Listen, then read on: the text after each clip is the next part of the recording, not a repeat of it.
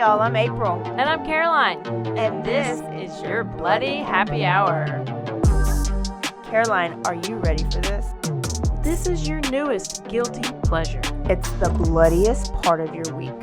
Did we say something about it also being happy hour? Show did. Because we're about to be sipping on some murder. Bloody Happy Hour.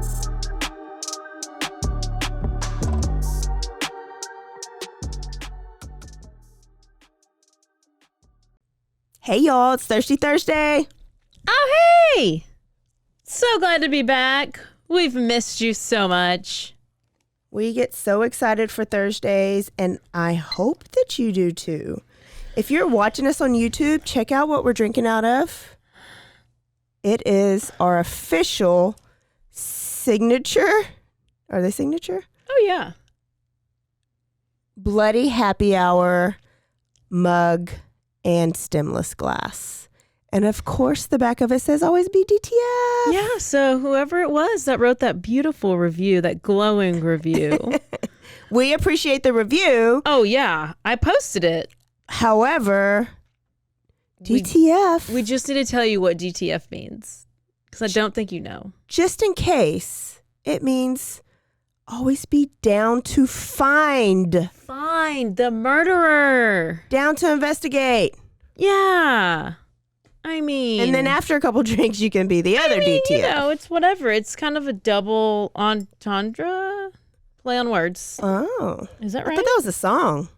I mean, double it might be. Entendre. Double. I don't know what you're listening to, but yeah, so we've got some of those reviews, and I hope y'all liked our quickie. Yes. Good. Caroline's going to keep you in the news. Yeah, I'm going to keep you all in the news. So if you haven't checked our Instagram or Facebook story, you need to just keep looking at it, because I'm trying to just continue to post updates about anything, any cases that are happening. She's got it. She's got it down. I kind of doing really good at it. She's a pro. I am a pro. Oh, by the way, I know this is old news by now, but they still haven't had her funeral yet, because you got to wait 10 days. But the Queen. Oh, yes. The Queen has died. What do you mean still haven't had the funeral? They just said it today. Well, they have to wait 10 days. Oh, you're saying by the time they hear this. Yeah. I got it. I got it. But I just want to tell y'all, you know she's already been dead for about 1 to 2 years. If you didn't know that, welcome to Conspiracy Theory Corner. Because I'm here for all of it. Wow. She kept trying to get out of her skin suit. You know, David Icke is going to be out there probably writing a whole nother book. I remember him. He Reptilians, skin suits. I remember. He said all the royals are. That's probably why Meghan Markle doesn't get along with him, because she's not a reptilian and she doesn't wear a skin suit. And they are like. There is some Netflix. Have you seen? There's a advertising of some movie coming out, and it's basically a king or a prince that's marrying she looks like Meghan Markle, and then they sit at the dinner table and they like butcher and eat people. They're like cannibals, and they got her trapped. So I thought it was going to be a movie about Meghan and the prince, but it went to a whole nother conspiracy theory, reptilians, cannibalism, entrapment level. But I didn't watch it. I just saw Conspiracy Month. Conspiracy Month. I'm already a little paranoid. My. Let's read these 2 reviews. Okay. And then we're going to hop right into it. We're going to, in honor of NFL football First of all, I need you to tell everybody what's the update with the liquor store lady. I went. Cheryl is very concerned. Okay. Excuse me. Okay, so I went today. I was like, people have been asking me about this liquor store lady, and I feel horrible that I didn't follow up. Oh my God. So I pull up to the drive-thru, and the window opens up, and it's a different lady. Oh no. I was like, oh my God. Oh, no. I said, where's the other lady that's always here? What did they say? What did they say? She's in the hospital. I was like, where is she? And she goes, oh, so-and-so. I already forgot the name. she's over there. She was just sitting at the in a chair, but she was taking a load off because she hadn't been feeling good. And I was like, hey, did the Popos come by here a couple weeks ago? No, and the lady was like, I've been waiting to see you. Thank you for that. I'm fine. I think I was just stressed and I was doing too much. So he came in and she had called the lady that was there to come and take her spot because she had to go home. And I was like, well, I didn't know if you were like about to pass out or if that other guy in there was holding you hostage. So she was thinking me. Oh, so wow. She's alive. She's well. She wasn't feeling good. I don't know what's wrong with her. Maybe she went to doctor. I don't know. But she really needed that. Sounds like. I guess. Wow. I know. Wow. That's so not as juicy as. I mean, that's pretty good. It's a good ending. And she wasn't like, you bitch, why'd you call the cops on me? I'm over here doing a drug deal and like. I know. So you did a good job. Okay. What review do you want to read? I'll read the first one. DTF. Okay. Hey, I just found your podcast. I love it, except for one thing. It drives me crazy and makes y'all sound like amateurs. Ease up on the DTF. It's not classy and it's rude. I don't know what. My goal in life is to not be classy. I mean, I'm trying to keep it classy, but this is why we had to remind her that it means down to fine. Yeah. So, people who tune in to like one episode or two episodes, they may not know that. So maybe it's just a reminder that we say DTF down to find. I don't know. Or maybe they should just keep listening and they'll get a clue. Exactly. Thank you for that, JKM. Oh, I know who that is. So this one is titled My Fave. It has 5 stars and it's from MK Amy. As a fan of true crime, I love that y'all give all of the backstory of each case. You make me laugh out loud, and it's my favorite thing to do to listen to when I'm traveling. Y'all have amazing chemistry. So proud of your awesome podcast and great success. Cheers, cheers, cheers. Thank you, MK Amy. All right, we need some more to read, so keep sending them. Yeah, I know a couple people. Actually, somebody messaged me the other day they wrote one. It hasn't come through yet, but some people are like, I just don't know what to write. Write anything. Just put a thumb. Do you know the DTF person? No, I was lying. Oh, okay. I was joking. Okay, I don't either. Nobody got my joke, so guess it wasn't funny. Can we go to NFL? Today's the first day. Is that why you got on an NFL shirt? Yes, I don't even know where I got the shirt. What's the C? Chicago? Yeah, I don't even know literally Bears? where. I had a Bills shirt, but I don't know where that went. You and have I found all the wrong shirts. I know. Somebody please get me a NFL shirt that's good. I mean, this one is a C for Caroline. Oh, okay. So that's why it's acceptable. But it is for the Bears. I don't even know who's on the Bears. But anyway, NFL is started. I'm so pumped. Tonight's first night? Yes. Okay, so we're recording on the first night of the first game. Yes. And it's the Bills. Well, we're not talking about the Bills today. I know. Okay. Who are we talking about? I'm ready to go to the NFL. Let's talk about the murder of Steve the Air McNair. I don't even know about it. Good. I mean, I think I looked it up once, but when I went there. So we're going to... Dang it. I have one side note. What? Okay, keep going. Never mind. Squirrel. Okay. So Stephen McNair was actually born Stephen Latrell McNair. He was from a small town in Mississippi called Mount Olive. He had a bunch of brothers, like 4 of them, and he had a single mom. They lived in a little bitty house with a tin roof, so really poor. He played all the sports in high school, won a championship in high school, and was named All-American.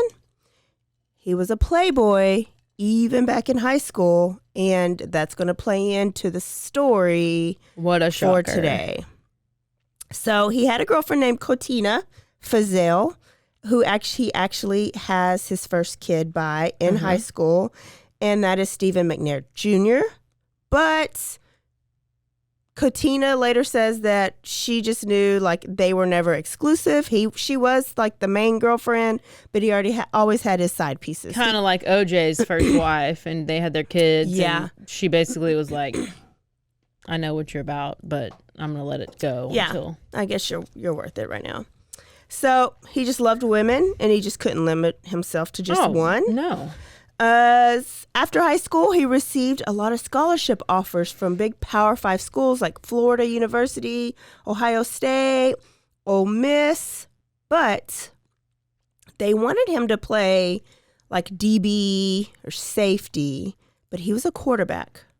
Oh. And he wanted to play quarterback, and he wasn't going to go to a school to play a position that he didn't want to play.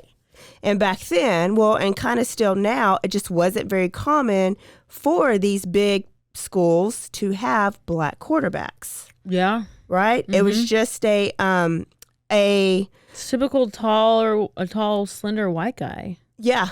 You know, a lot of the coaches think that the black athletes aren't smart enough to be a quarterback. Oh. Like it takes quick thinking. I mean, Vince Young was he that smart? I don't know. He's a great quarterback, though, wasn't he? Yeah. So just to remember like the plays and everything. Yeah. Like I don't know. I've never been a quarterback. And being quick on your feet, and like so they'd rather put the black athletes in probably every other position, basically. Oh, so the black athletes can't be smart? That was the yeah. Okay. That was the reason. The other reason is black athletes take up every position on the field in the NFL, just about, except for the O-line and the quarterback. So a lot of the coaches are like, well, let me just at least have some white kids on the team and the kicker maybe. Oh, the kicker's definitely always white. So he was like, I'm not going to play this game. I want to be a quarterback, and I want to be one of the best quarterbacks ever. Instead of going to one of these Power 5 schools, he goes to Alcorn State University, which is this small D1, but it's a AA, and it's a HBCU in Mississippi. They wanted him to play quarterback. He was going to stay in Mississippi, and he got there and he killed it. He got the Walter Payton Award. He was a Heisman Trophy candidate during his college years, and his stats were off the chart. I'm not going to go into the stats because this isn't a sports podcast, and I really don't know what it means. Yeah, same. But he killed it. And then he had another kid, broke up with Katina, got another girl. Her name was Sheila, and her last name was already McNair. Real weird. And they're from Mississippi. And so they had another kid named Stephen O'Brien McNair. So he has two kids, both Stephen. Why would you do that? Ask George Foreman. He did the same thing. He had like 7 boys, and they're all George. Are you... How can you just pick one kid to be the junior and not the other? This is how Dirty Chad... Steve Jr. confused me and tricked me out of a lot of stuff because he is the same name as one of his relatives. Oh, yeah. And he tricked me on a bunch of stuff because it was really his relative. So you think nobody should ever be named after anybody? You don't need to be a junior and have the exact same name. It's too confusing. It's too confusing. Well, he's got 2. Okay. In 1995, so he's graduated high school, he was the 3rd overall draft pick, and he was drafted by the Houston Oilers. Remember them? Yes. Head coach was Jeff Fisher, and he got a 7-year deal and was the highest drafted black quarterback in NFL history at that time. Speaking of these sports stories, you know, Manti Te'o, right? Yeah. He was on that Untold series.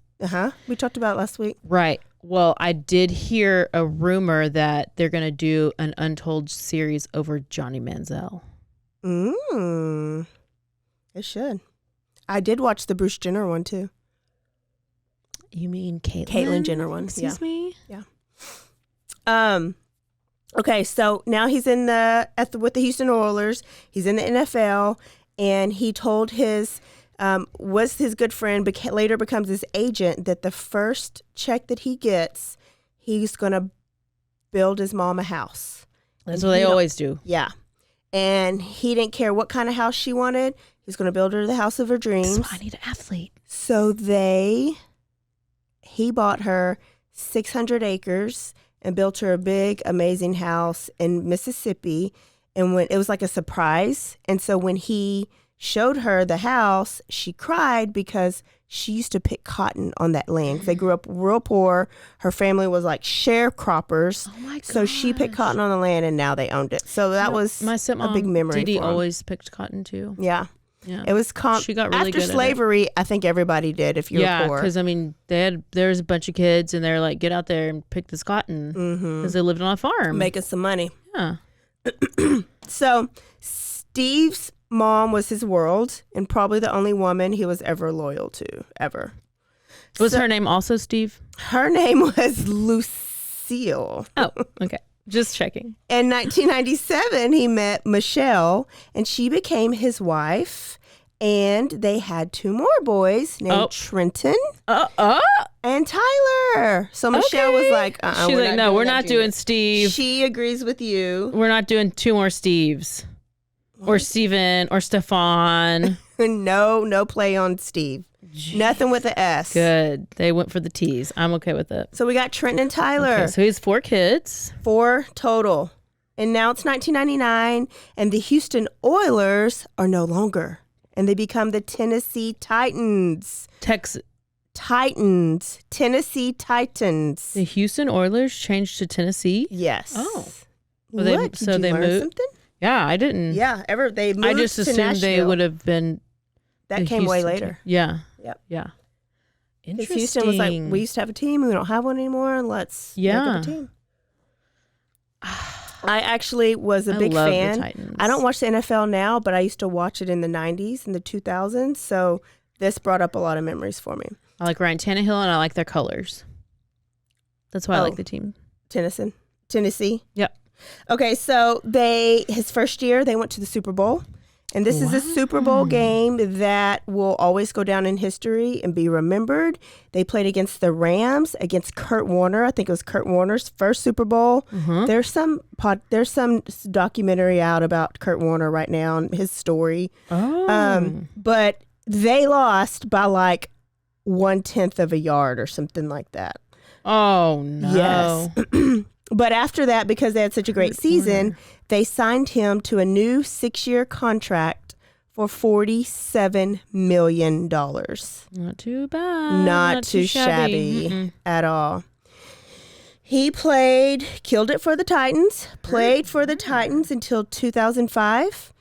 And after an injury and just some drama, he played for the Baltimore Ravens. And was there for a couple seasons. Yeah. Did really good there. Took them to some playoff runs. And then in April of 2008, after 13 seasons of the NFL, he retired. And a lot of CTE. Wait, he was quarterback his whole time. This whole time. He so he shouldn't have broke records. He still has records that are set. He broke Warren Moon. Do you know that name? No, never heard of it. I've actually never heard of that. So he spent his time so now he's retired, and he's got a house in Mississippi, and he's got a house in Nashville where he lives because he retires to Nashville, and he spent his time at the ranch in Mississippi that he bought for his mom because he had like cattle and a tank where he'd go fishing, and he loved living that farmer life down there. He also opened up a restaurant called the Gridiron 9 in Nashville. Oh, cool. And he was going to try this out, and he was going to open up a chain if it was successful. So he was just really trying to find his life after football. His whole life has been football. And you're in Nashville, and let me tell you, remember when I got back, I was like, Nashville, Las Vegas don't have anything on Nashville. Bourbon Street don't have anything on Nashville. So when you're in Nashville, you have lots of fun. And that's what he was doing. He was drinking, he was partying, and he just didn't have to be as disciplined anymore because he didn't have to get up and go to practice and workouts. And so he's living his best life. Yeah, he is. Free, drinking. But isn't he married ton of money. He's still married. But he's NFL. It's like, why are you even shocked? Why are we even like shocked that he has an affair. So he finds a girl. Oh, yeah. At But why do they always keep getting married? it's just security. Well, I mean, It's just what you do. I'm available. For either one, the wife or the side piece. I'm trying to get some security, some paychecks. I don't know. She's available. Either one. She'll fill any of those. So it's known now that Steve McNair was unfaithful to his wife, Michelle. Mm-hmm. And towards the end, we know that he was asking her for a divorce, but she would not give him one. Okay, why? I don't know why. He gets a condo in downtown Nashville. Him and a friend named Wade. Mm-hmm. Even though he's still married. Even though he's married, he gets this is his stabbing cabin, basically. Oh, yeah. So it's like where NFL players, Drugs. all of them, Yeah. the people had keys and they would just take their women. No drugs. There was nothing about drugs in there, but there was women and there was alcohol. And I was really surprised that nothing about weed. Like he didn't get high and smoke weed and do anything. And it was like he fell into every NFL athlete stereotype, but that one. Michelle moved her mom in, and he wanted his privacy, so he said that's why he got his condo. But really, he got it for side pieces. Yeah. It was in his friend's name, but he made the payments on it. And it was downtown Nashville. And when I went to Nashville, that's where I went. So that's going to be the scene of the crime. He would frequent Dave and Buster's a lot. I guess it was new back then. Oh, yeah. And there's where he met a girl named Sahel Jenni Kazemi. Okay. You're obviously a stripper.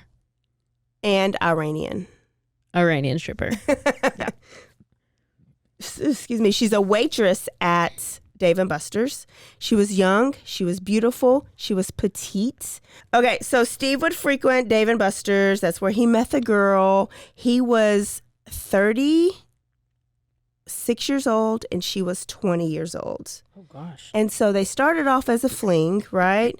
But then it got a little bit more serious. He started taking her in public. And they started going on vacations. He wined her and dined her. And according to her family, they were talking about living together soon. On her birthday, he surprised her with a Cadillac Escalade. Oh. And he gave her money, just like thousands of dollars, like when she needed it to help her pay the bills. Gosh, living her best life. They went on, and she's 20. She's loving it. They went on vacation at Key West, and TMZ got a hold of some pictures, and these pictures, of course, went viral. And obviously tipped off. You obviously always tip off the paparazzi. I guess so. I've come to learn this. But his friend said that he wasn't hiding this anymore. He was going in public. He was going around. That's why he tipped off the paparazzi. Family, because he wanted his wife to see. So his wife was given a divorce. Yeah, she still didn't. Nope. So Jenni's NFL life was great for a while. It was probably like a 6-month type thing. Yeah. But things started to go downhill pretty quickly. So her roommate, she had a roommate. Her roommate moved out, and Jenni was now responsible for her full rent, which was $1,000, and that's a lot of money now. Is a lot of money back then too.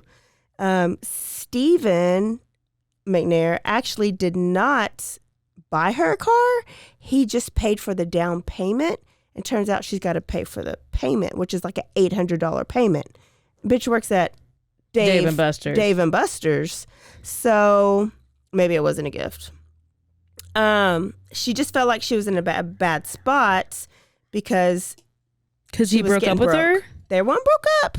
He just stopped giving her money. He was still kind of giving her money here and there, but she was realizing that she was living beyond her means. And then she was realizing, and her friends were like, you need to quit, because she was going to work less because he was paying her. And the friends were like, this may not last forever. You need to be going to work. You need to live a life that you can pay for if he goes away. Right? They're speaking the truth to her. Yeah.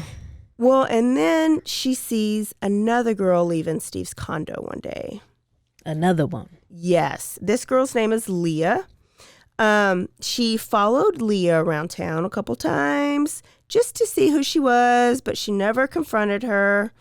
Another time she went to Steve's condo and she found a used tampon and a used condom in the trash can. Well, that's an interesting combination. You pull one out? Don't you flush a tampon? I guess so, maybe not. So the girl who left it, whoever left it, was being shady. Oh. Yes. Oh, wow. So she ends up telling her friends that she knows Steve is cheating. Well, at least use a condom. That's where I was like, hey. But I mean, he already has 4 kids. job. I guess he doesn't want any more. Right. I don't know. But if I was that girl, the 20-year-old, I would have been like doing the whole Drake thing. What is that? Poke a hole in it and then take it out the trash can or something. I don't know what they did. Poked a hole in it before it was open, or just took it out the trash can. Get a date, you ruin it. I wouldn't really do that, but it's so funny that people actually do that. I know.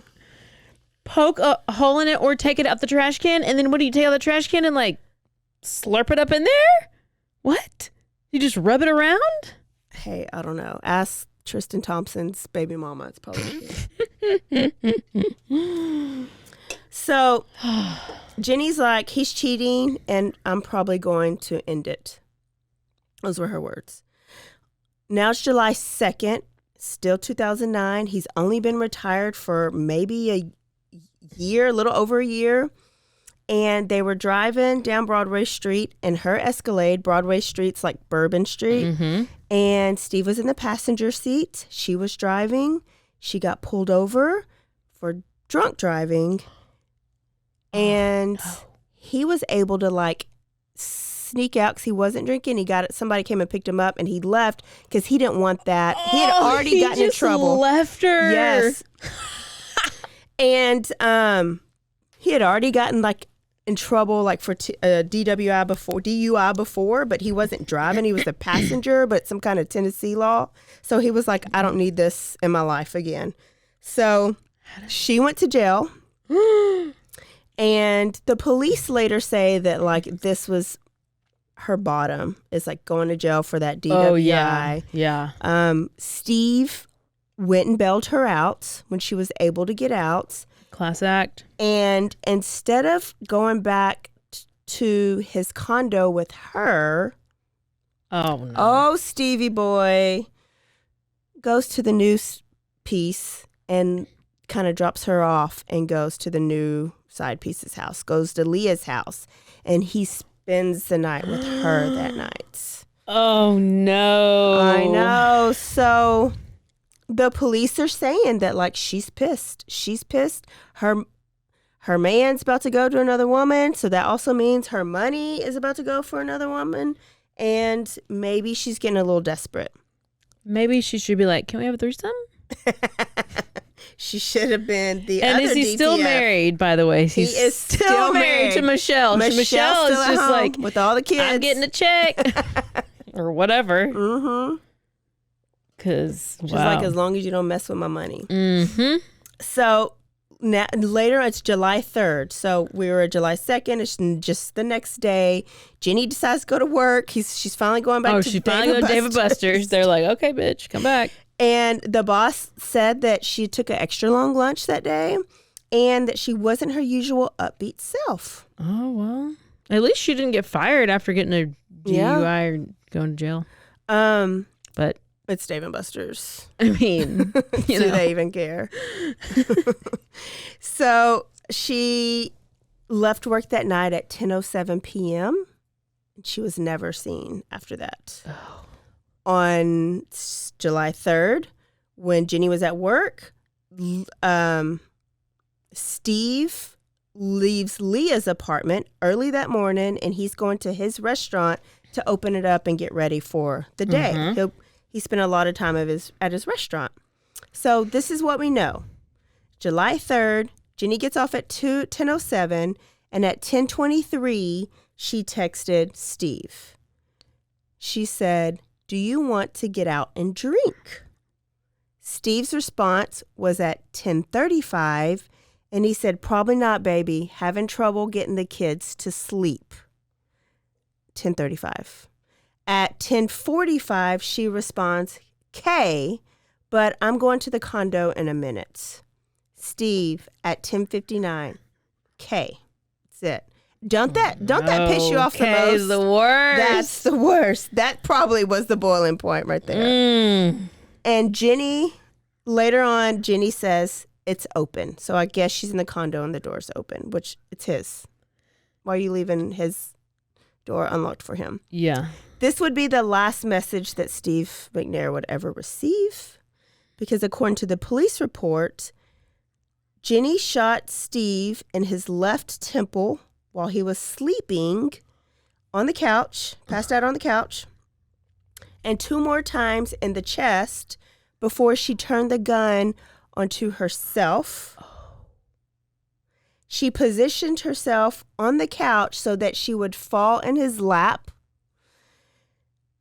So this is July 3rd. This is like the morning of July 3rd going into July 4th. Oh, happy Independence Day. Happy Independence Day. On July 4th at 1 o'clock, Wayne Neely arrived at the condo, which this is the guy who shares the condo with Steve. He says he went there because he saw Steve's vehicle there, and he had been trying to call Steve because he wanted to talk to Steve about coming to a Little League game for some little local kids, a little league football game. So he said when he got there that he saw Steve on the couch, and Jenni, who's actually on the floor now, he thought that they were passed out, sleep at 1 o'clock in the afternoon on 4th of July. Which maybe this is a party house. Maybe that's how it's been. I don't know. So he just stepped over them and went to the fridge and opened up a beer. Stepped over them. Walked past them. I just added my Okay. That's how I pictured it. And he got a beer and he drank a beer, and he said, as he's going in the kitchen, he's drinking a beer. He looked in the wall and he saw 2 bullet shots, like bullet holes in the wall casings. Then when he looked back, he saw that they were dead. Oh, and and this was around 10 that she shot? 10 p.m.? The police will later say it was 2 a.m. Okay. But so then they've been dead for hours. Because it's and 1 there's no o'clock the smell? next day. I don't know how quickly it goes. I don't know. Well. Sketch to me. Yeah. But, when he notices they're dead, he does not call the police. He calls Steve's good friend, Robert Gaddy.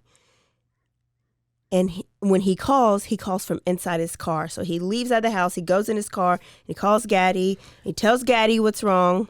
What's he acting so suspicious? Gaddy comes, and he finally calls 911. But this is 45 minutes later from the time that Wayne there had to be gets to drugs the in there house. then. That's why they had to wait and clean out the drugs. Gets to the house, and he sees them, he calls Gaddy. Gaddy doesn't call until closer to 2 o'clock. So you guys can go and listen to the 911 call. It's real sketchy. When he does call, he does not even say who it is. He just says a man has been shot. And he acts like he don't know where he is. I don't know the address. Oh, let me look. He just doesn't say anything. And it sounds like he is scared to answer their questions, like he's getting approval from somebody else. It's real weird. Go and listen to it. It's kind of long, so I didn't want to play it. But over the next 4 days, police did a little bit of investigation. Okay. And after their investigation, they ruled it a murder-suicide. Right? I mean, yeah, it matched up to what the scene looks like. Mm-hmm. She had GSR on her left hand. He was a womanizer. it was very public that he has an affair and that was his side piece. She was wearing a lingerie, like pink lingerie, and it looked like she was trying to set it up like poetic, like. Okay. And then she has a reason to be a scorned, jealous side piece because he had another side piece. Yeah. And the other part is she's Iranian, right? And then here goes the stereotype for jealousy and possessiveness. If I can't have you, nobody can have you. And then they found out that her father killed her mother in front of her in an apparent murder-suicide when she was little in Iran. What? So they were like, case closed, murder-suicide. Okay, but who had the gun? Sorry about your bad luck. Let's take a break. We'll figure that out when we get back. Okay, bye. And now a word from our sponsors.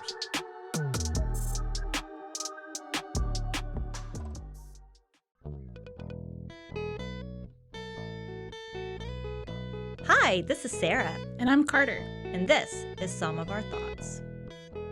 We're two Southern sommeliers, and we want to share everything we love and know about wine. We started hanging out during quarantine and cooking and drinking and listening to music, and we just thought this would be a great way to bring everything we know to you guys. We will make wine knowledge and food pairings easy and approachable. So put on your favorite vinyl, grab your favorite glass of wine, tune into our show, and let's have some fun. Wine and vinyl. So check us out on roguemedianetwork.com or wherever you get your favorite podcast. We'll be talking about a lot.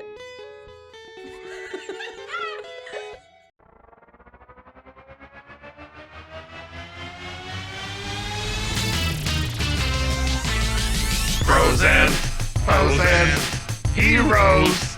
Gonna tell you about pros and heroes. Gonna tell you about.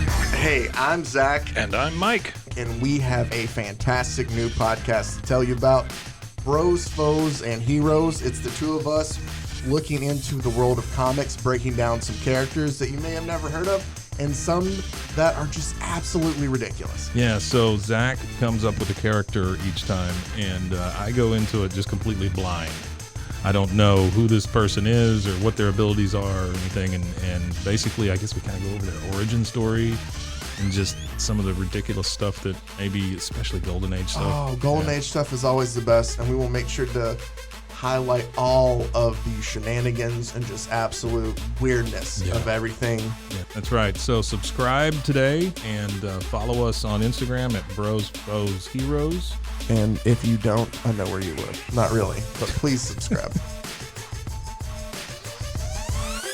Pros and Foes and Heroes. Gonna tell you about pros and foes and heroes. Gonna tell you about.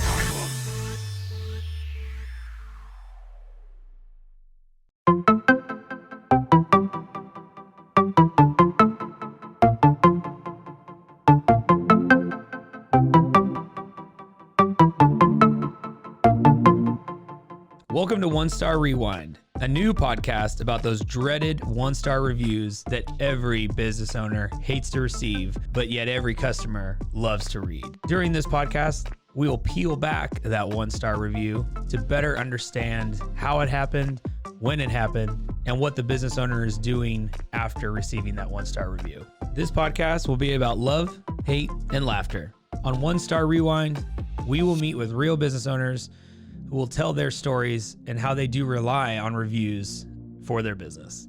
Follow us on Facebook, Instagram, or download us at roguemedianetwork.com. Please subscribe, but only rate and review for not a one-star review.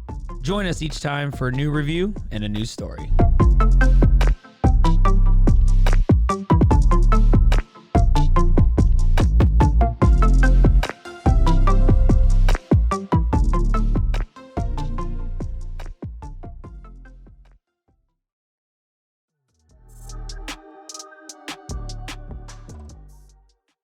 Okay.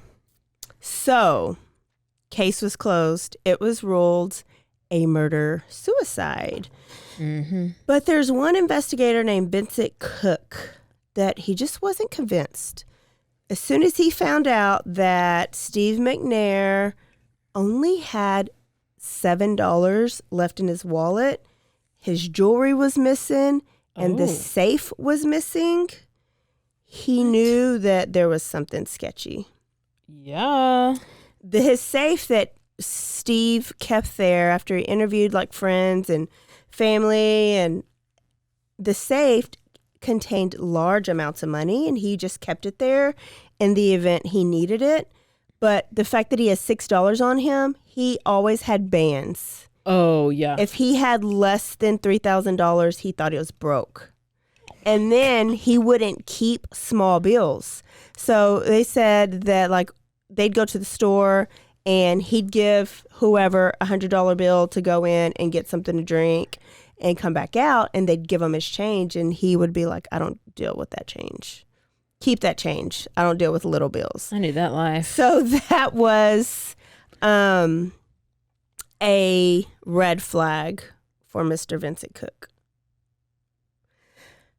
Now, it also came back after his after the investigation was done at the apartment that he had a blood alcohol level double the legal limit. Remember, he told Jenni that he was putting the kids to bed, so that's why he couldn't go out for a drink. Turns out he was already out. Clearly. But we don't know who he was out with, but he was clearly drinking with somebody. We don't know who. They still don't know who. His high school girlfriend, Kotel Fazell, who was the baby mama, she was like, I don't believe that Jenni, 5'5", 110 pounds, could overpower Steve. And these are like professional shots.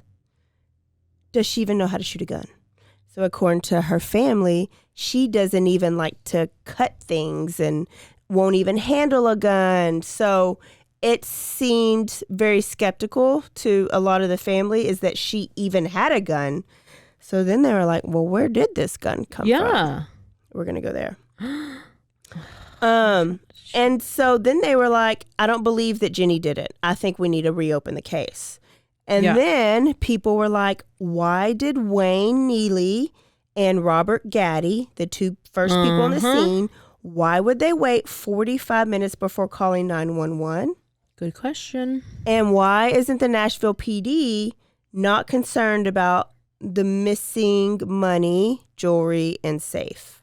Like, why are they just dismissing that part of the murder-suicide? Are these other guys currently football players, or they're also retired, or they're? Robert Gaddy played arena ball. Okay. And Wade Neely was just a friend. I don't know that he was a football player. Groupie. Okay. Yeah. So they were just like, there's too many questions. Why's the case closed? So Vincent Cook, who did not believe Jenni did it, the investigator, he became so obsessed that he actually quit the force because he only wanted to work on this case, and he dove into this case. Yeah. Full time. And that was his lifelong mission. In the meantime, the funeral's got to happen, right? Because he's passed away, and he is a big person in Tennessee. And they have it in Mississippi, and people like Jeff Fisher, who was his head coach, Eddie George, who was his running back, Ray Lewis, Vince Young, Brett Favre, they all got up and they spoke about how much they respected him and how much he gave to the community. He had all these outreaches and just how genuine he was. Especially because the thing that's in the news right now is all his side pieces. And so people will judge him just based on that, you know? So they got up there and they talked about him. But some things came up after the funeral that might raise an eyebrow or a reasonable doubt. So let's kind of go through like certain scenarios that his family and this investigator think could have happened and not the story that we have heard, that we've been told. Okay. All right. So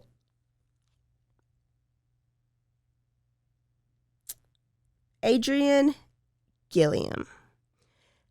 This is who the police tracked the gun back to. It's a guy named Adrian Gilliam. He was a local salesman, car salesman. I haven't said his name, so you're not lost. Who's the gun got tracked back to. So they brought him in for questioning, and they were like, your gun was used in a murder. And so Adrian was like, oh yeah, well, I sold it just a couple days ago to this young dark-haired girl named Jenni. And he was like, I don't even really know her name. I'm not totally sure how she looks, but I know she's young and she's got dark hair. So the police were like, is this Jenni? Is this her? Is this her? And he was like, yep, sure is. That's her. And so supposedly she went to his dealership because he bought her. Remember, Steven bought her the Escalade. Yeah. What she had a Kia before, and she had a payment on the Kia, and now she had a payment for the Escalade. So she was trying to sell the Kia. And his story is that she wanted him to sell her Kia, and then she was like, do you know any way I can get a gun? Like, that was the next question. And he was like, oh yeah, actually I have one that I don't want anymore. Okay. Just give me $100 for it. Right? So his story is that he needed money at the time, and he went and met her at her job at Dave & Buster's. She came out. She gave him 5 $20 bills, 20, 40, 60, 80, 1. Yeah. 5 $20 bills. And a BJ. And she stuck it in her apron and went back, and Dave & Buster's started working with this gun in her pocket. She had the gun. Okay. The gun probably weighed more than her. Okay. So police were like, all right, bet. Okay, bye. Like, all they needed is to put the gun. Yeah. Find out how she got the gun. So they were like, oh, this just seals my case even more, which I don't see how. Well, then Vincent was like, nope, I don't like the story. Doesn't make sense. How do we know it's true? Is there any camera footage? There's not. So Vincent actually did some more digging into Adrian, and he found out that Adrian and Jenni actually knew each other, and they had exchanged thousands of text messages back and forth within the last couple of months. Okay. So they'd known each other for a long time. So off top, he's lying in the investigation. Oh, because he said he didn't know her name. He didn't even know her name. He wasn't sure what she looked like. He wasn't sure why she needed a gun. He didn't know her. So they brought him in again, and he admitted a little bit more. He's caught, and he was like, well, I just didn't want my wife to find out. Yeah, we talked. Wasn't romantic. It might have was going to go that way, but it didn't have a chance. They also discovered that Adrian had a criminal history, and he did a lot of time in prison. So he's basically like Cleotha. Mm-hmm. And he went to prison for aggravated robbery with a deadly weapon. And there was no camera footage to prove that he was actually in the parking lot at Dave & Buster's and that she met him in that parking lot. So even though all this and that he lied, he was never really considered a suspect. I mean, there's no evidence. Back to Jenni. Yeah. So that's where well, it's not him, still Jenni. Well, then the question of Robert Gaddy came along. He was the second guy that called. Yeah. Well, he was the person, he was a good friend of Steve since college.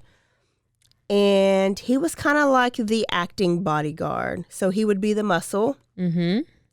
Him and Steve went everywhere together. He was just part of the entourage. They were like thick as thieves.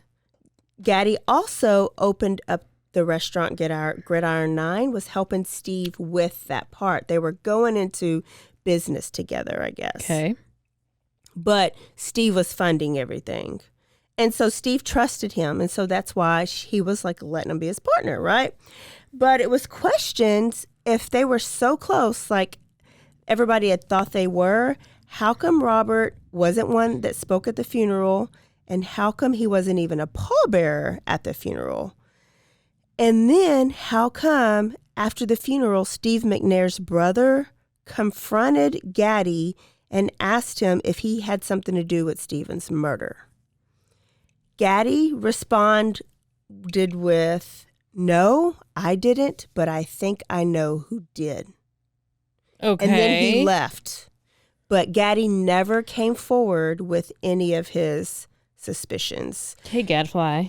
And so he was like a big lineman. Like he was like 6'5". He was like 300 something pounds, and he was like muscled up.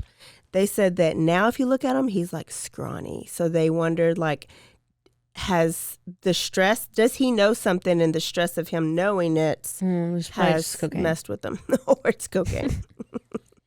It's always the simplest reason, right? Yeah, I guess so.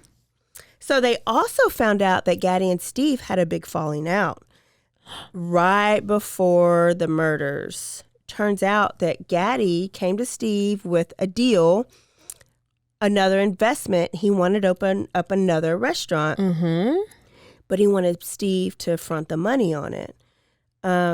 Well, Steve was like, nope, I want to focus on this one. Let's see how this goes. So he refused it. And then later on, Gaddy tricked him into signing a check for $13,000.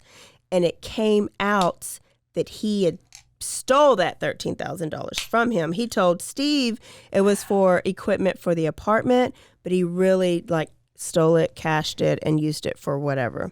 Oh my gosh. He was furious. Steve was furious, like furious enough to where he threatened to shoot Gaddy in his knees to bring him down on his level so he can whoop his ass.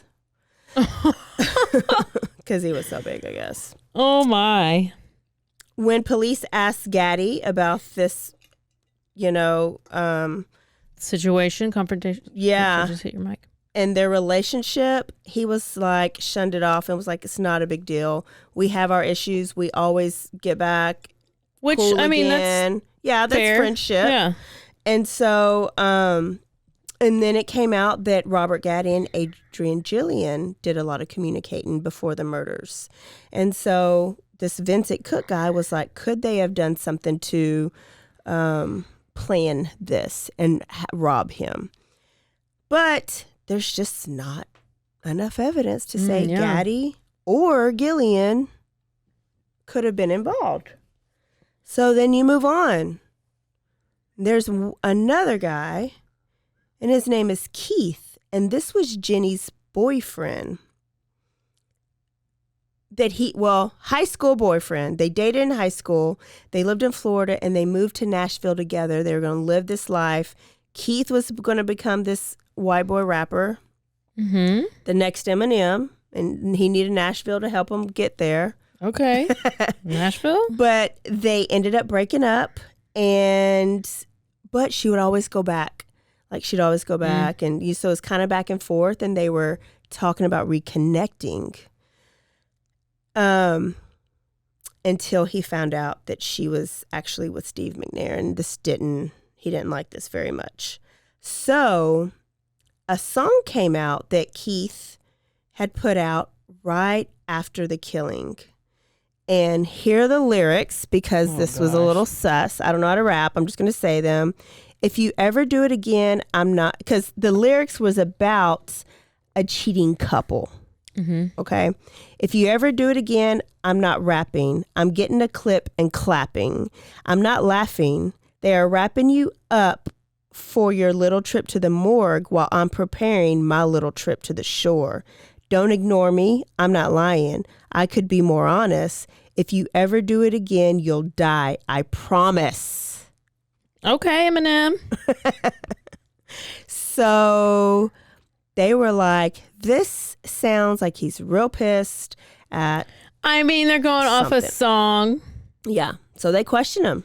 Man, they are really trying to find a different, like. This is Vincent. Vincent like just does not believe that Jenni Vincent did is it. a little autistic. Does not believe that he did it. Come on now. And so he's like grasping at any little thing. Any that little comes. thing. So when they questioned him, Keith was like, "They're lyrics, Right. It's song." I mean, I'm on Keith's side here. Yeah, and plus Keith had an alibi. He worked at some random, I think, a restaurant job. His time clock had Joe's him Crab clocked Shack. in. Was he a It wasn't knight even at that nice. medieval nights or medieval times? Yeah, he was a knight. I knew it. It was. I don't even think it was that nice, but he was clocked in, and his coworker vouched for him. So crossed off the list. Then more rumors came Oh out my about gosh. Steve McNair's death. I told you that Jenni had GSR on her left hand, but her gunshot was on her right temple. So, like, how can you really do that? Yeah. I mean, not comfortably. Not comfortably. And females typically don't shoot themselves. Exactly. I mean, they count for like, I think it was like 4% of the female yeah, like females suicides. do what, poison or like drug. I Yeah, would think drug. drug yourself. Something clean and easy, doesn't leave a mess. Yeah. And I mean, obviously you can hold the gun. Oh, if the residue is on this, I don't know. residue on the left, gunshot on her right temple. And then the gunshot was on, I don't remember what temple it was. I mean, for this, Stephen. it doesn't, yeah, that's It's confusing. not impossible. It's just not natural. Yeah, it's like with Ellen Greenberg with the stabs in her back and the little tiny stabs. It's like, Yeah. you're going to stab yourself over and over and over and over in and the that's back. how you're going to choose to and kill then you're yourself? going to stab yourself in a giant stab in your chest? Yeah. Not logical. Doesn't make sense. No. And that's so painful. So the family had been asking for crime scene pics because they don't believe it was Jenni. They want to know more about the crime scene. Fair. And Vincent has been wanting to know more. Well, then it came out that Steve wasn't only shot 3 times, that actually his penis had been cut off and stuffed into his mouth. What? Wait. Penis is cut off and put in his mouth? Stuffed in his mouth. And Vincent Cook, who was the investigator, validated this and said he read it in the report. Why are we just not hearing about this? But later on, because they hid it from the crime scene. They hid it from everything. I don't know. Because that made me think, oh, maybe it is a woman. Maybe she walked in on him and he was doing gay stuff. So where's the other guy? I don't know. I'm thinking about it as I talk. With Gadfly or whatever his name is. Gaddy. Yeah. And then they're like, oh no. Homegirl walks in. He shoots her. Oh. And then McNair is like, I can't believe you did that. And he's like, and then he shoots McNair. And then he's like, but I don't know how the penis got cut off. Unless he was trying to like, why did he cut it off and put it in his mouth? There had to have been something gay going on. I mean, that's what I think. Okay. Is there a verdict? Am I right? No. I mean, I didn't go there, and I usually go real I extravagant, know. too. I try to go as far, Far out in left field. So one guy said, who supposedly saw the paperwork, said that this was validated. But when they talked to the coroner, that the coroner says his penis was intact. So we really don't know. We don't know if this is like, if it's hearsay. They don't know if it's rumor. Like, they don't know. To me, when I heard that, I was like, oh, it's got to be a woman. It's going to be a woman that's real pissed at him. What? Like Lorena Bobbitt What up in woman here. in his life is probably the most pissed at him? I would think Jenni. His wife. Michelle doesn't care. She's over it. She's not even involved. She's How do like, you know? I've been talking to her. That's where my mind went. No, she's already got herself a man. She's just like getting his paycheck. You think? Okay, let's go because that's where we're going next. I just think he was they were doing gay stuff and somebody got mad and she walked in and shots were fired and then penis in the mouth. They just shredded your application to the FBI. Shredded.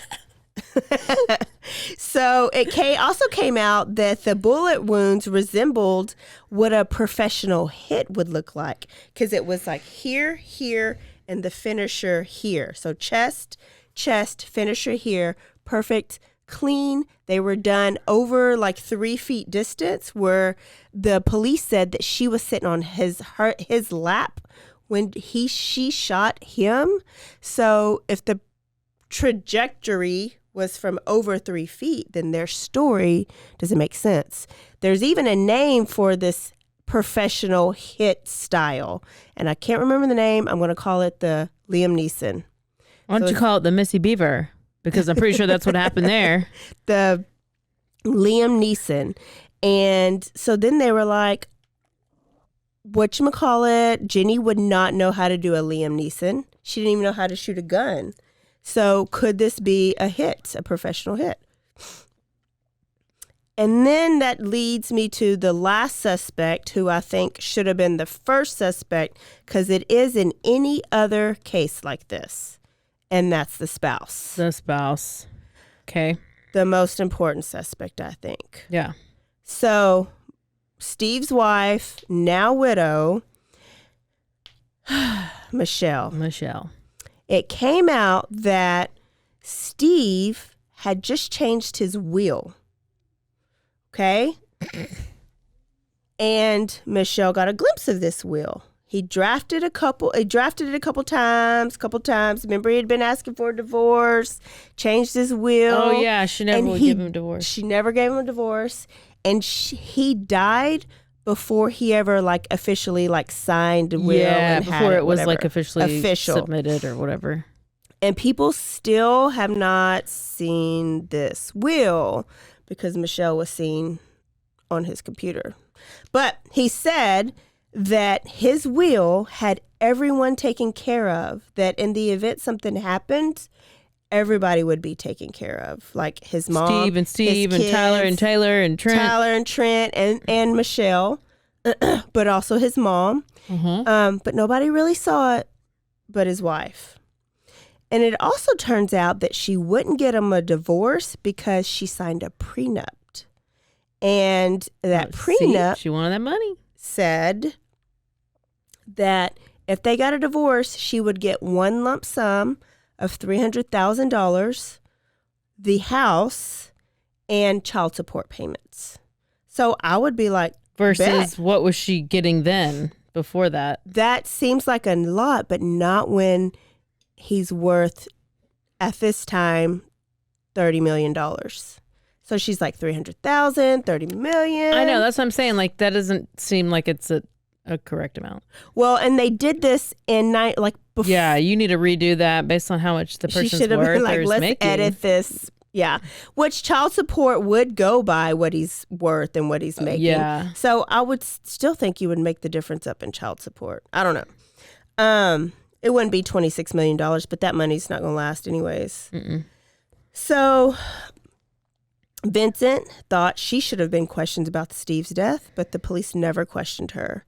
She is actually the one who had the most to gain from his death, because in his death and without a will, everything goes to wife and kids, his whole estate. And so that's what happened. Ruh-roh. So people are mean, putting things together. They're like, okay. I'm not mad at Michelle. They're like, okay, the marriage is rocky. He constantly cheated. He had a stabbing cabin. He would even pick fights with her just so he can leave and go to his stabbing cabin.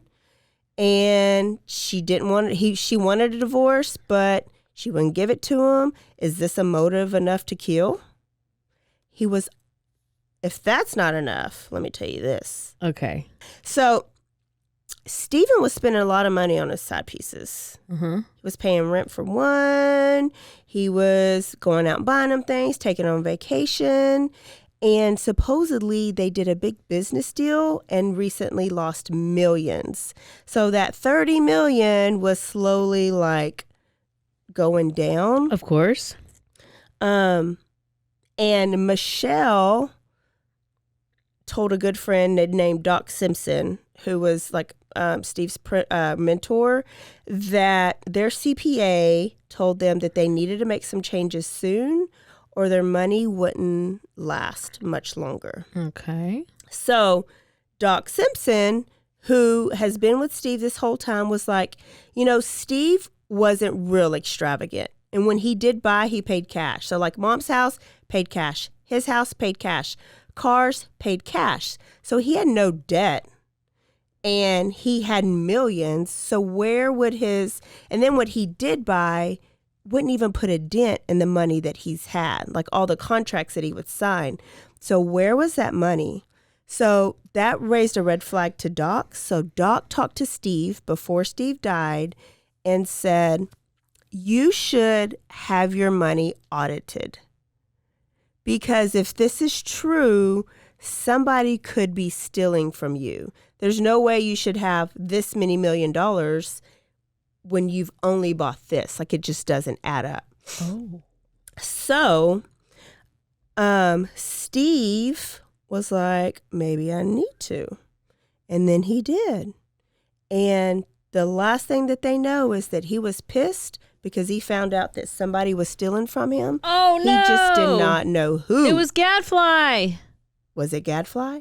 Was Gadfly and Michelle having an affair? I thought about that too. I love how you changed his name with me to Gadfly because I keep forgetting it. So the last thing with Michelle is let's talk about 4th of July. I just have to look and see what she looks. looks like. Don't be mad. Okay. She's talking about the murder or the day of the murders, which was 4th of July. Okay. For the past 10 years, Stephen and his family would spend the week of 4th of July at the ranch in Mississippi. They were never in Nashville. It's just what he did. That was their tradition. They'd have a big party. Well, they were there like earlier that week. But for some reason, Michelle demanded they go back to Nashville. Steve didn't want to go. The boys didn't want to go, but she demanded. And so he finally was like, okay, fine, let's go. We're going to go. So that's why he was not in Mississippi on 4th of July. So people around who found this out were like, why does she want Steve back in Nashville so bad? And she knew because he was pissed at her because he didn't want to leave. So when they got home to their house, where did he go? To his condo. Oh, so no. so then they're like, did she have this planned? Did she know that something was going to happen? Did she making sure he was at the right place at the right time? So now it's time to divide up the estate. And since there's no will and he died and they didn't get a divorce, it goes to Michelle and his 4 sons, not Mama Lucille. And that is the most important person in Steve's life. So this means Michelle gets to make Lucille sell that 600-acre ranch and divide that money by 5. The kids' stuff put in a trust. Yes, so they go back and forth because Mama Lucille was like, this is my house. My sons bought it for me, said I could live here forever. Michelle was like, sorry, you got to go, because they'd all have to agree to keep up the ranch, which was expensive. Just imagine how much it costs. Okay, yeah. So it's not like she's logical. just like, oh, bye. Yeah. You're kicking out of your house. She's like legit, like, this is We not have to be affordable. smart. Yeah. So a lot of Get people over made it. her like, you lived your best life, but now you got to go back to your trailer. or whatever. wherever. Which I think she's still, like, Steve gave her good money, so I think it still ended up getting a house. But she had to get off her ranch. People made Michelle look like the bad person for this. And the fact that Lucille had to leave. And the fact that Michelle did not communicate with other Steves. So she made sure that they got their part in a trust because they were younger. But after their dad died, her husband, she just those weren't done. Her kids. No, those were her stepkids Yeah. from 97 to 2009.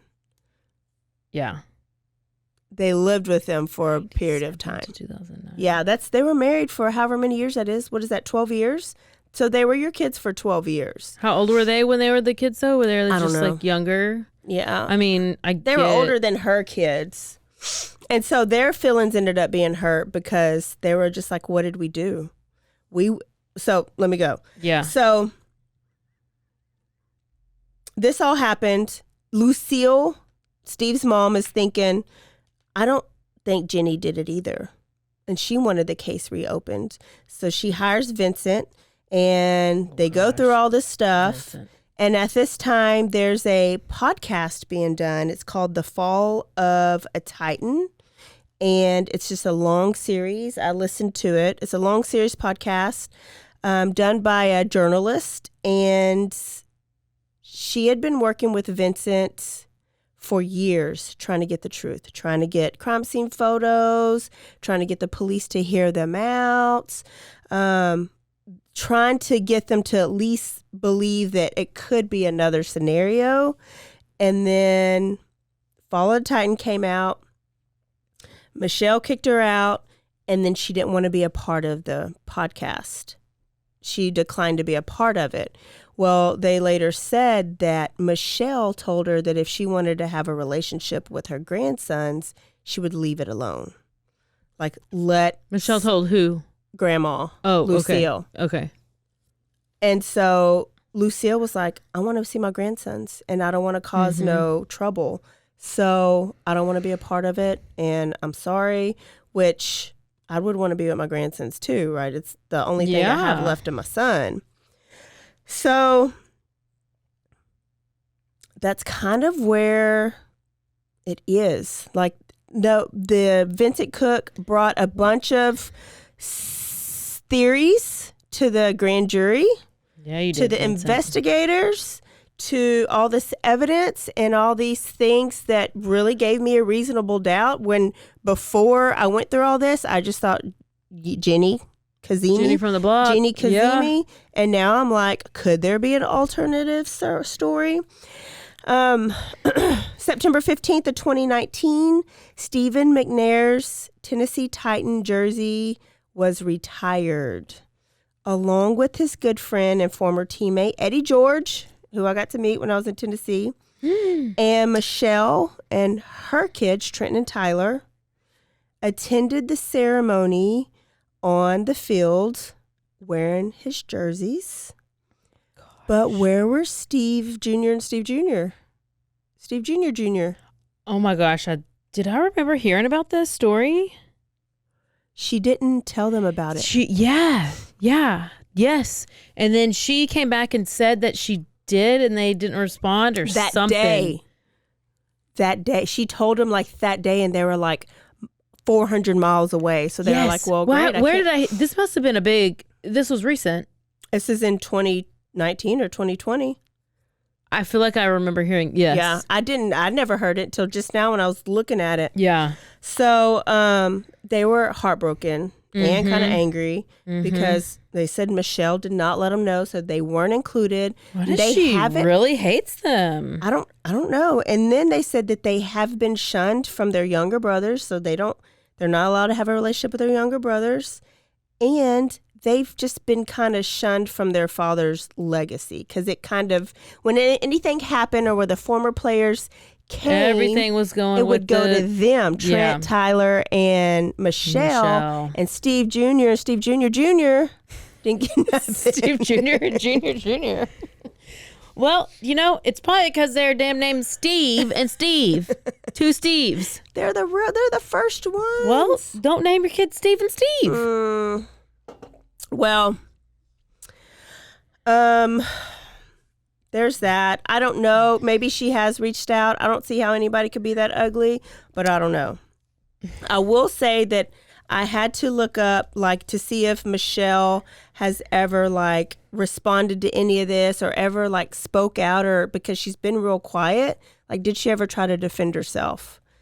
And there was one article that was done on ESPN called "A Family Left Behind," and she said that she did not say this, but I think she was saying this through the article, is that Steve chose to leave Mississippi on that 4th of July week on his own, that they were having a great week. He took the boys fishing.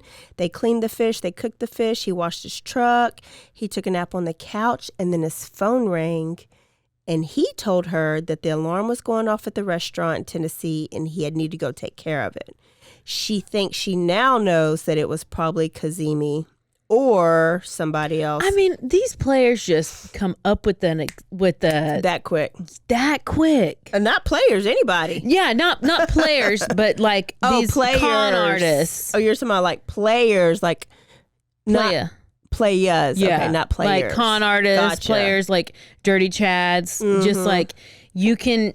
That's liar will be a liar. Bad when you can, at the drop of a hat, come up with the quickest lie. Yeah, and then like, and it's who are you to believable. question? Because what are you supposed to do? Yeah. So she said he needed to go take care of it. She said that she knows now it's probably Jenni, and that he went to go kiss the boys goodbye. And Tyler and Trent said, "Please don't go, don't go." And he told them that he loved them and that he kissed her and told her that he loves her too, and said, "I'll be back in a little while," and just never came back. So maybe that was her way of responding to... I don't think she did anything. I think that was her way of responding to, no, I didn't make his ass go back to Tennessee to get shot up.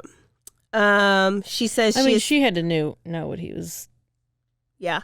And that's the thing, like, if she's playing dumb. Least, she's playing dumb and she's trying to act like she didn't really know about maybe Jenni. she was like me and just kind of was like, okay, well, but if you're, I don't know.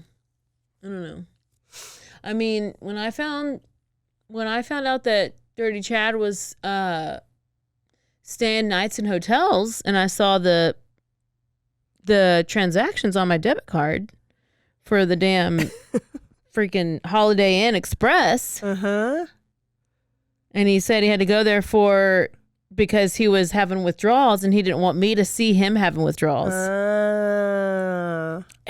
Little tidbits come out every episode. It sparks a memory. And so you were like, oh, okay.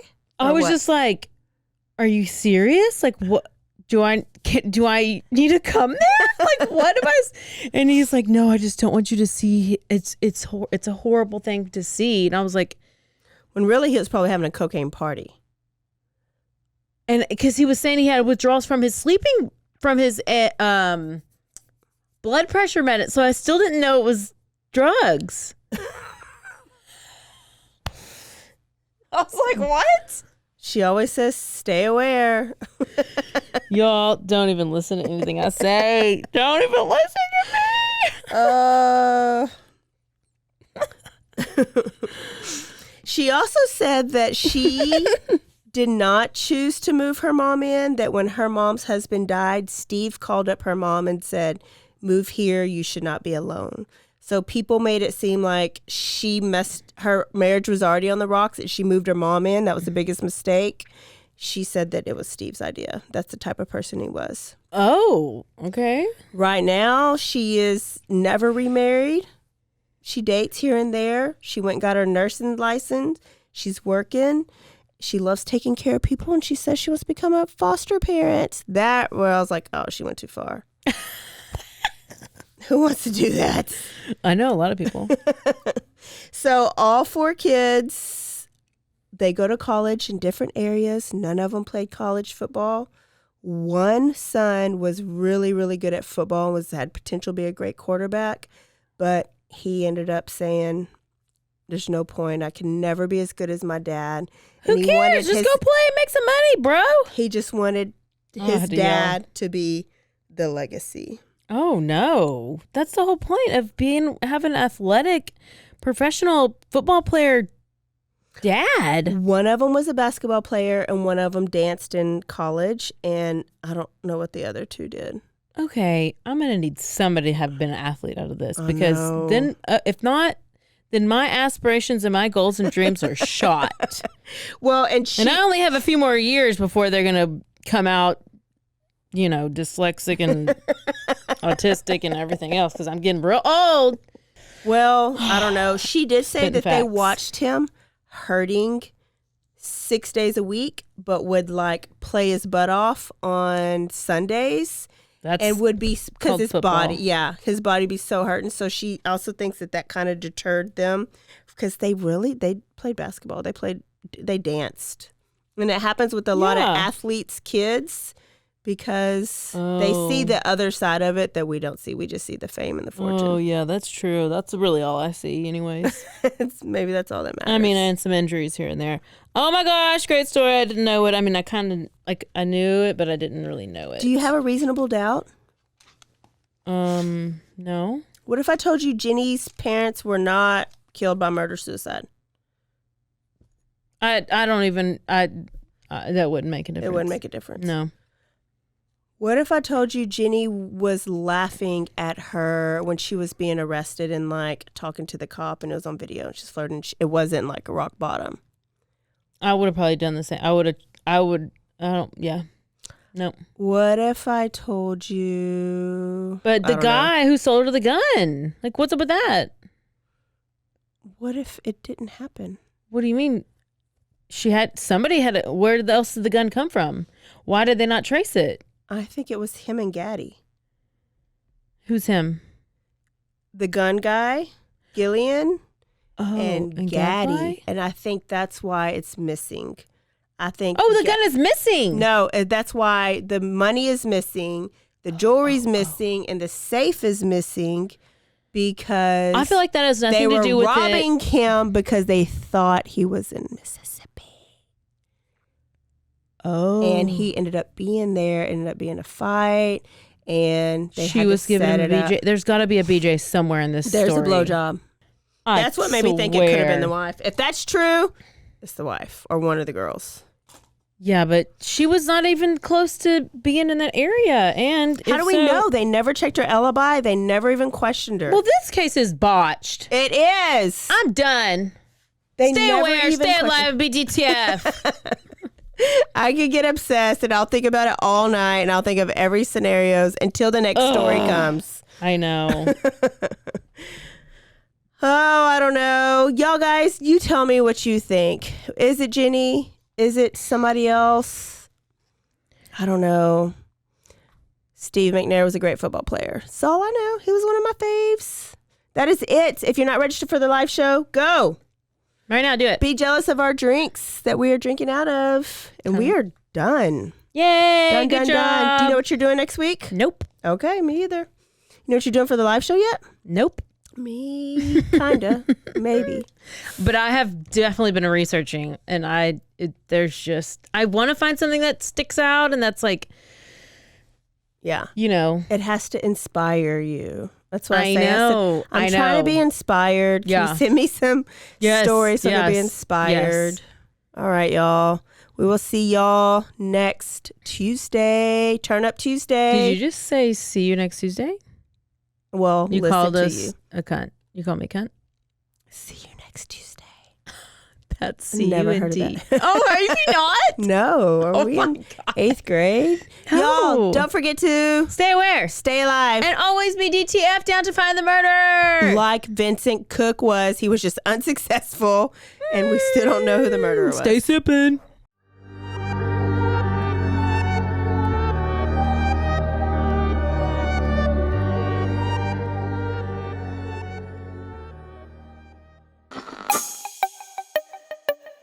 This has been a Rogue Media podcast.